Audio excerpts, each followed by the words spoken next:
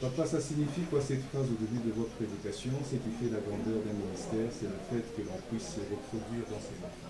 Oh, c'est une grande phrase que j'ai libérée. Ça signifie que j'ai vu comment les enfants ont grandi dans le ministère en Afrique du Sud. Ils ont engendré les autres enfants. Et puis de l'autre côté, les autres qui prêchent ici, je vois les révélations et je me vois en eux. Ce qui fait que ce qui est grand dans la vie d'un homme, ce ne sont pas les voitures qu'il a, les maisons qu'il a. C'est cette capacité de se reproduire dans d'autres personnes. J'ai parlé de l'ordre de Dieu dans la marche vers la terre promise. Dieu a prévu qu'un peuple prenne le contrôle d'une nouvelle terre qui était Cana. Et Cana, c'est le pays de la promesse. Cana, c'est le pays de la bénédiction. Mais Dieu ne l'a pas fait en désordre. Dieu a établi des principes tels qu'il fallait qu'un leader puisse les conduire. De l'autre côté, il devait suivre l'arche de l'Éternel. Ce qui fait que l'arche symbolisait Dieu lui-même. Mais Josué, c'était le leader qui devait les aider à entrer. Et c'est ça l'ordre de Dieu. Ce que j'ai dit, pour être quelqu'un, il faut suivre quelqu'un. Ce qui fait que l'homme a besoin d'un modèle pour suivre. C'est pourquoi Dieu n'est pas resté esprit. La parole s'est fait chair parce que l'homme a besoin d'une autre personne pour pouvoir l'imiter. C'est pourquoi Paul dit, soyez mes imitateurs comme je le suis de Christ. Et dans la vie spirituelle, il n'y a pas de Melchisedec. Pour devenir quelqu'un, tu dois suivre quelqu'un.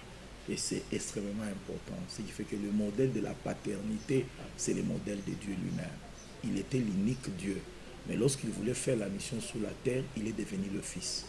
Si lui qui était un s'est dédoublé dans sa manifestation pour devenir en même temps le Père et le Fils, ça signifie que nous qui sommes déjà séparés, nous devons respecter ce modèle. Satan aussi fait le surnaturel. Il fait aussi des miracles. Dans la fin des temps, d'ailleurs, il fera beaucoup. Mais notre problème, c'est la source du miracle qui est important. La sanctification étant le principe de la sainteté. Dieu, c'est un Dieu de sainteté. S'il doit faire un miracle, c'est dans une atmosphère de sainteté. Mais Satan, pour faire un miracle, l'atmosphère doit être essuyée. C'est pourquoi le miracle de Dieu ne vient que dans un état de sanctification. Je voulais dire en d'autres termes par rapport au message de la fois passée. La Bible dit, comme une ville sans muraille, c'est comme un homme qui ne se gouverne pas lui-même. Dans la version courante, on dit un homme qui ne gouverne pas son esprit. Ça signifie que chaque fois que Dieu dit quelque chose, la chose doit arriver. Si la chose n'arrive pas, parce que Satan arrive à contrôler l'esprit de cet homme-là. J'ai parlé des 2000 coudées. Entre l'arche et le peuple, Dieu a demandé de garder 2000 coudées et de le respecter. C'est ce qu'il a dit. Donc, suivez les hommes de Dieu, mais gardez une distance avec les hommes de Dieu, parce qu'il y a un mystère qui les accompagne. Le mystère de Dieu peut soit nous bénir, soit nous maudire.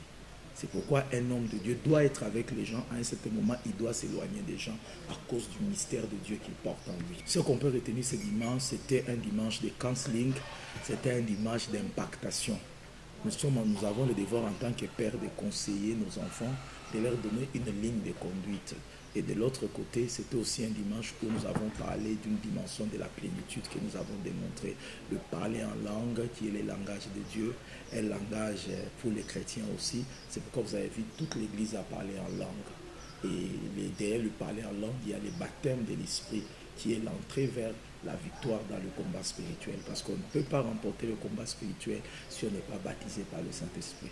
Oui, nous voulons parler de la plénitude de Dieu. Et la plénitude de Dieu nous amène beaucoup de bénéfices dans la vie chrétienne. C'est comme deux véhicules. Lorsque le réservoir est plein, l'autre le réservoir n'est pas plein. Lorsqu'il roule, vous sentez la différence. Dans l'état de plénitude, un chrétien va vite et il fait les choses simplement, sans forcer.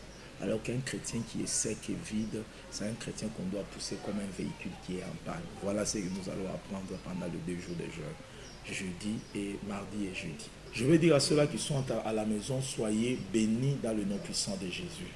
Au travers de cette onction qui s'est libérée aujourd'hui, que vous preniez possession de votre héritage au nom puissant de Jésus.